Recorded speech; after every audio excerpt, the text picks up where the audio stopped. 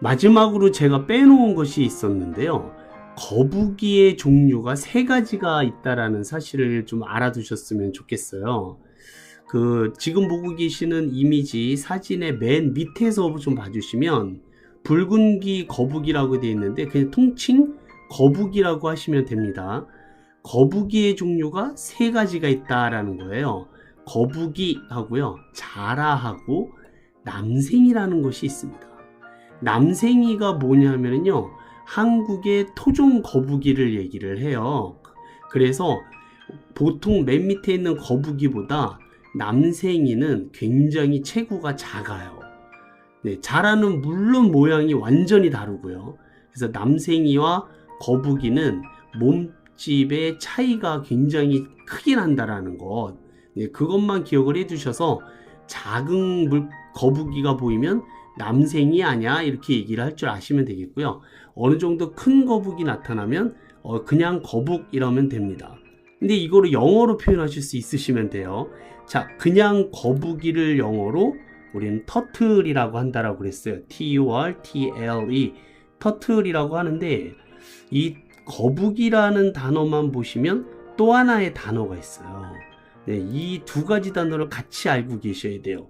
T-O-R, tour, 그 다음에 T-O, to, I-S-E, is. 자, 읽어볼까요? tortoise, tortoise. 굳이 터틀하고 토토이즈를 구별하자면요, 일반적으로 터틀을 많이 써요. 일반적으로 많이 쓰는데, 바다에 사는 굉장히 큰 거북이 있지 않습니까? 사람을 한 2명 이상은 태울 수 있을 정도로 큰 거북을 토토이즈라고 해요. 네, 그래서 거북이를 영어로 뭐라고 할까요? 그럼 터트려버린다의 터틀, 그 다음에 토토이즈. 이 토토이즈를 알고 계셔야 되는 이유 중에 하나가요, 이 토토이즈가 달리기를 한 동물이 있습니다. 레이스를 한 동물이 레빗이었죠. 레빗. 토끼와 거북이라는 제목의 책도 있어요. 그쵸? 그때 토끼와 거북이를 영어로 바꾸면 The Rabbit and Turtle이 아니라 토토이즈를 쓰고 있다라는 거예요. 네, 그래서 토토이즈가 토끼와 레이스를 한 거고요. 터틀은 한 적이 없다라는 겁니다. 그래서 토토이즈를 따로 알고 계셔야 돼요.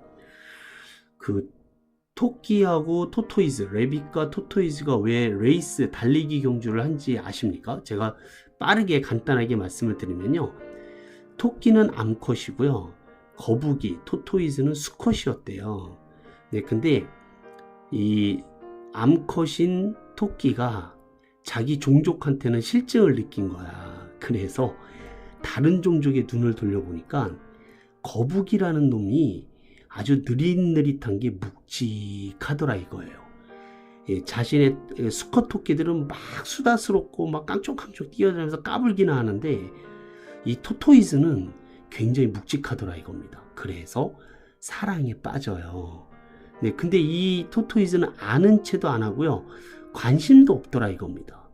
그러면 어떻게 되는지 아십니까? 좋아하는 사람이요, 이 상대방에게 가서 시비를 걸 수밖에 없어요. 자기를 봐달라고. 그래서 토토이즈를 놀리는 거예요. 이 느려 터진 놈아.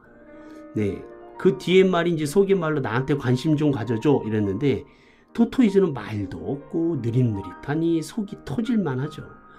그래서 놀려대기 시작했더니, 네, 이 토토이즈가 달리기 시합을 응하게 되는 거예요. 그래서 이 토끼가 무슨 생각을 하게 됐냐면, 같이 달리는 그 기분이 너무 행복했던 겁니다. 그래서 요이 땅 그랬는데, 자기는 힘껏 뛰어나가가지고 한참을 뛰어가다 보니까 뒤에서 거북이가 바짝 쫓아올 줄 알았더니 너무 멀리 있더라 이겁니다. 사랑하는 남자가 땀을 뻘뻘 흘리면서 뒤에서 따라오고 있는데 어떻게 본인이 먼저 뛰어가서 이겼다 하겠습니까? 그쵸? 그래서 토끼가 일부러 낮잠을 잔 거예요. 네, 그리고 토끼는 상상의 나래를 펴니다. 자는 척 하면서, 거북이는, 토토이즈는 묵직하고 의리가 있으니까, 정직하니까 중간에 나를 깨우고 같이 달릴 것이다. 그때 나는 같이 손잡고 결승선을 같이 들어가리라 이런 생각을 했는데 토토이즈가 그냥 지나가 버린 거예요. 그리고 이겨버립니다. 그때 토끼는요 자면서 눈물을 펑펑펑펑 흘렸다 이겁니다. 사랑했기 때문에 져주는 거예요. 이해되셨죠? 그런 이야기가 있습니다. 어쨌든 제가 지어낸 얘기이긴 한데 자, 토토이즈를 그래서 알고 계셔야 돼요. 아, 네, 또 옆으로 빠졌네요. 자라 영어로 뭐라고 그랬죠? 자라? 네, 부드러운 껍질을 가진 거북이다. 소프트쉘 터틀, 소프트쉘 터틀. 그럼 남생이는 영어로 뭘까요? 남생이. 여기서 이제 응용력이 키워지시면 되는데 남생이는 영어로 뭐라고 그러냐면요. 이게 한국의 토종 물고기라고 그랬잖아요. 그래서 코리안 터틀이라고 하시면 됩니다. 자, 아주 쉽죠, 그쵸? 자, 따라해 볼까요? 남생이를 코리안 터틀, 자라를 소프트쉘 터틀, 거북이를 터틀 투토이즈. 예, 잘 기억해 두시고 연습 많이 해주시기를 바랍니다. 자라하고요. 가물치하고 싸우면 누가 이기는지 아십니까? 네, 소프트쉘하고요. 스네이크 헤드, 뱀머리를 가진 가물치하고 싸우면 둘 다 민물에서 사는 놈들이거든요. 분명히 부딪힐 날이 올 거예요. 네, 그런데 우리는 보통 가물치가 이길 거라고 생각들을 많이 하는데요. 아닙니다. 자라가 이겨요.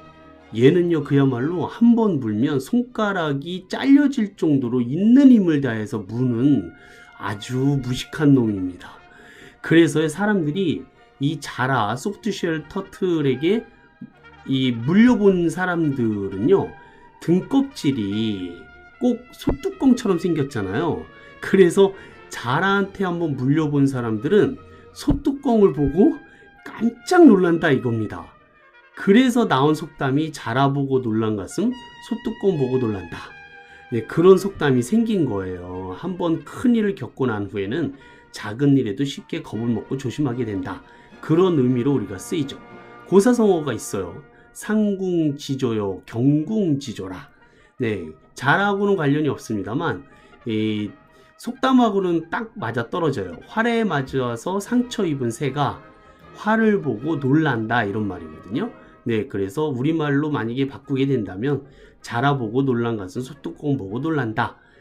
네, 라는 격언으로 이해하시면 좋으실 것 같습니다.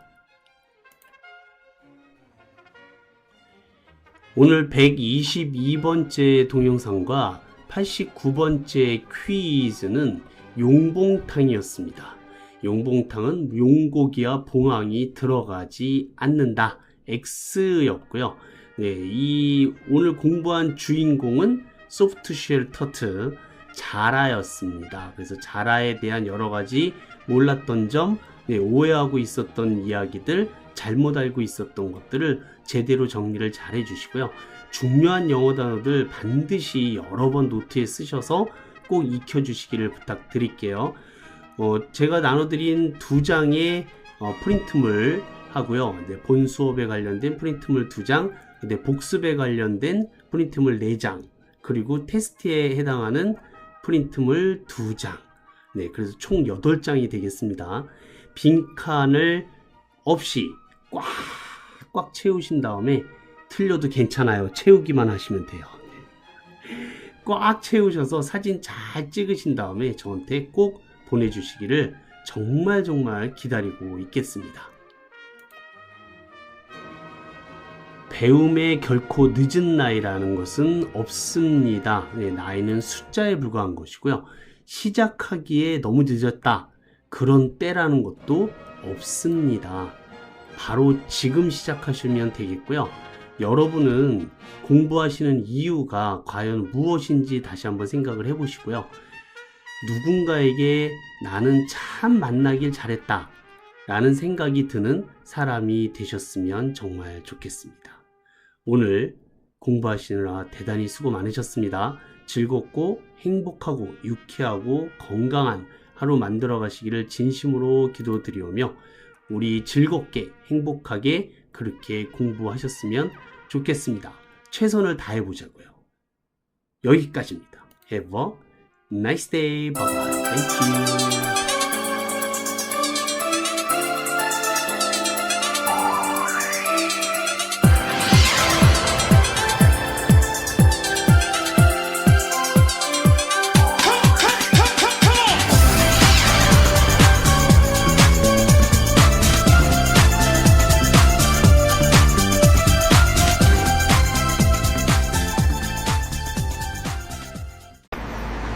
할머니, 예수 믿으세요. 할머니, 교회 다니시는데 아까 전단지 왜 안 받으셨어요? 물티슈가 없잖아.